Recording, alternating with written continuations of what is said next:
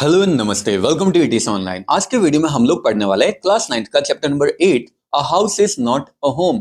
सबसे पहले तो हम लोग देख लेते हैं हाउस और होम में डिफरेंस। हाउस होता है जो खाली स्ट्रक्चर बना हुआ होता है ना, ब्रिक्स और स्टोन्स का, मतलब ईंट और पत्थर का, उसे हम लोग हाउस बोलते हैं। और अगर उसी हाउस के अंदर कोई फैमिली रहने के लिए आ जाती है तो वो होम बन जाता है। मतलब हाउस बना होता है ब्रिक्स और स्टोन से, जबकि दूसरी तरफ होम बना होता है लव से। चलिए बिना देरी के करते हैं हम लोग आज का एनिमेटेड वीडियो स्टार्ट।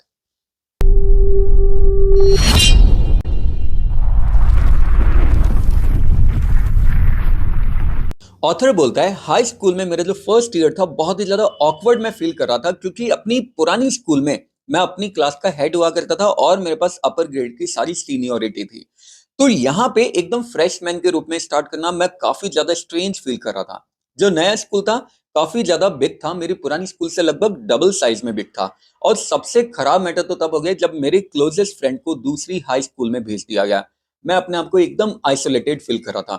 अपने पुराने टीचर्स, पुराने फ्रेंड्स, स्कूल्स को बहुत ही ज्यादा मिस करता रहता था। तो कभी कभी मैं अपने टीचर से मिलने के लिए चला जाया करता था और वो मुझे एनकरेज करते थे कि बेटा, नई स्कूल की एक्टिविटीज में अपने आप को इन्वॉल्व करो, नए लोगों से मिलो, और फिर बहुत जल्दी तुम्हें नए लोगों में भी इंटरेस्ट आने लग जाएगा।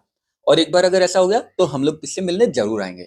मैं जानता था अपने टीचर्स की साइकोलॉजी इन सारे रीजंस के पीछे, कि वो चाहते थे कि मैं अपनी नई स्कूल में इंटरेस्ट शो करूं। अब बात है एक संडे आफ्टरनून की। अभी मुझे अपनी हाई स्कूल को स्टार्ट किए हुए ज्यादा लंबा टाइम हुआ भी नहीं था। संडे का टाइम था। मैं डाइनिंग रूम टेबल पे बैठा हुआ था और अपना होमवर्क कर रहा था।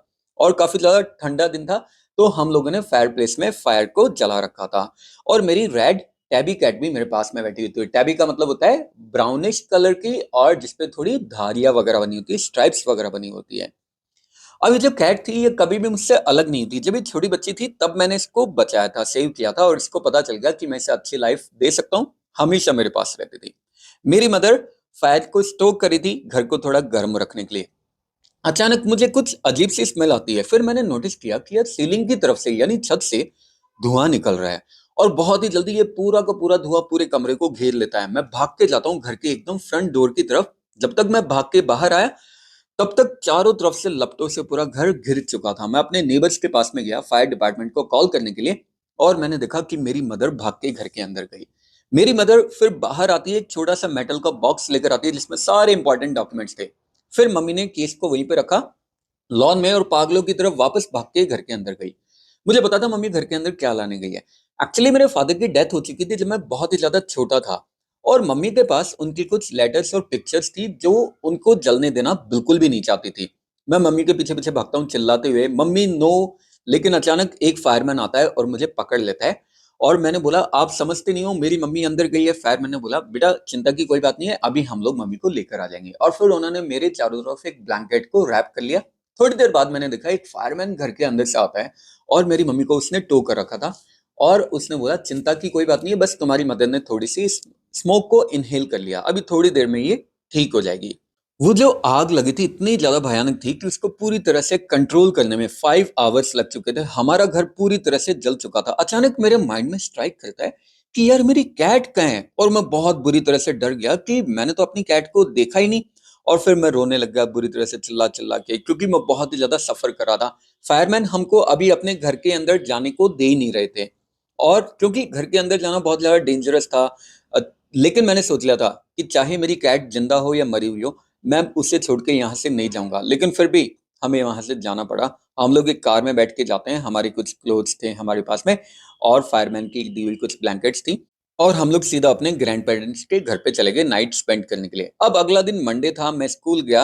अब जब फायर लगी थी ना, तो मैंने वही ड्रेस पहन रखी थी जो मैं उस मॉर्निंग में चर्च में पहन के गया था। शूज तो मेरे पास थे ही नहीं, क्योंकि उनको तो उतार के मैं फेंक चुका था, और वो भी बेचारे जल गए थे। मुझे कुछ टेनिस शूज बोरो करने पड़े अपनी आंट से। और मैंने मम्मी को बोला कि मम्मी आज स्कूल जाने की क्या जरूरत है जब अपने घर में आग ही लग गई है तो। लेकिन मेरी मम्मी तो कोई बात सुन ही नहीं रही थी। मैं बहुत ही ज्यादा एम्बेरस फील कर रहा था। जो कपड़े मैंने पहन रखे थे ना, बहुत ही ज्यादा अजीब दिखाई दे रहे थे। बुक्स और होमवर्क भी नहीं था। इनफैक्ट मेरा जो बैकपैक था वो भी जल चुका था। मेरी तो पूरी लाइफ ही उस बैकपैक में पैक हो रखी थी। मैं बहुत ज्यादा इस सिचुएशन में अपने आप को फिट करने का ट्राई कर रहा था, लेकिन सिचुएशन और ज्यादा वर्स होती जा रही थी। और मुझे अपनी किस्मत के ऊपर रोना आ रहा था। क्या बड़ा होना सच में ऐसा ही होता है? अगर ऐसा ही होता है तो मैं बड़ा होना नहीं चाहता। मैं चीज़ों को चेंज करना बिल्कुल नहीं चाहता। ख़ैर, मैं जाता हूँ स्कूल, एक ज़ॉम्बी की तरह चल रहा था मैं। सारी चीज़ एकदम अजीब दिखाई दे रही थी, लेकिन फिर भी अब मुझे आगे नहीं पता था कि आगे मेरे साथ क्या होने वाला है, क्योंकि मेरी जितनी भी सिक्योरिटी थी ना, मेरी पुरानी स्कूल फ्रेंड्स, हाउस और मेरी कैट, सब मुझसे दूर जा चुके थे।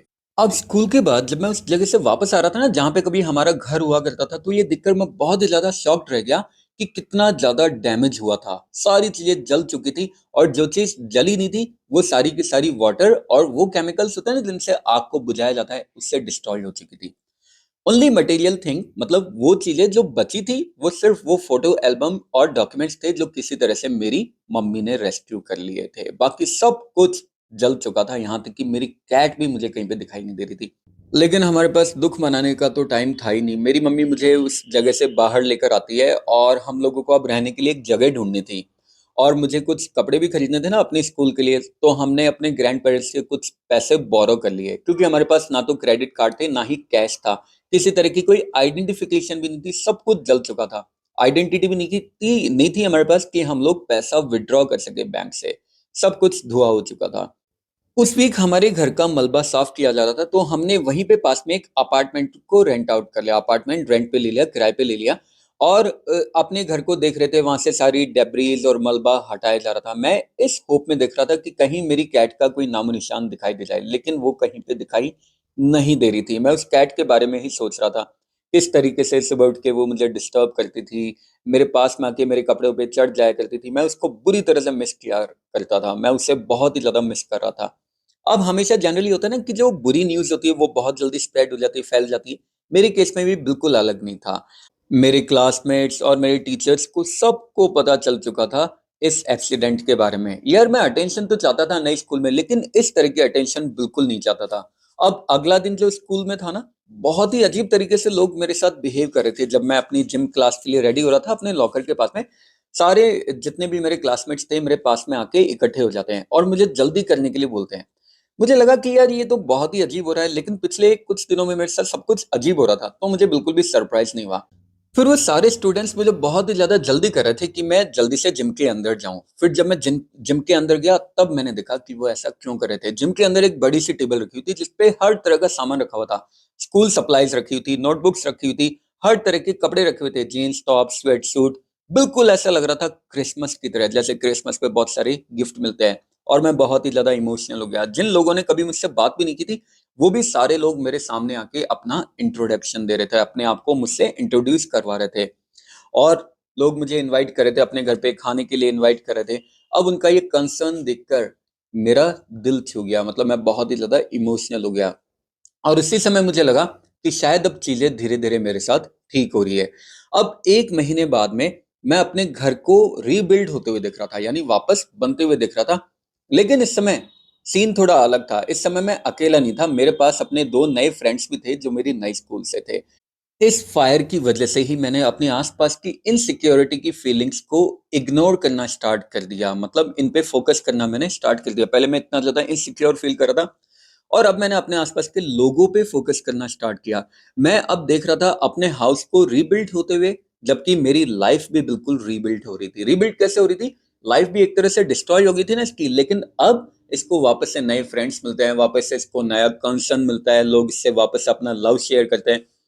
जब मैं वहाँ पे बैठा हुआ था ना और अपने बेडरूम की प्लानिंग कर रहा था, तो मैंने अचानक सुना कि पीछे से कोई आता है और बोलता है, "अरे बच्चे, क्या ये तुम्हारी है?" और जब मैं पीछे घूमता हूँ, तो मैं बहुत ही ज़्यादा सरप्राइज़्ड हो गया। मुझे तो अपनी आँखों पे यकीन नहीं हुआ।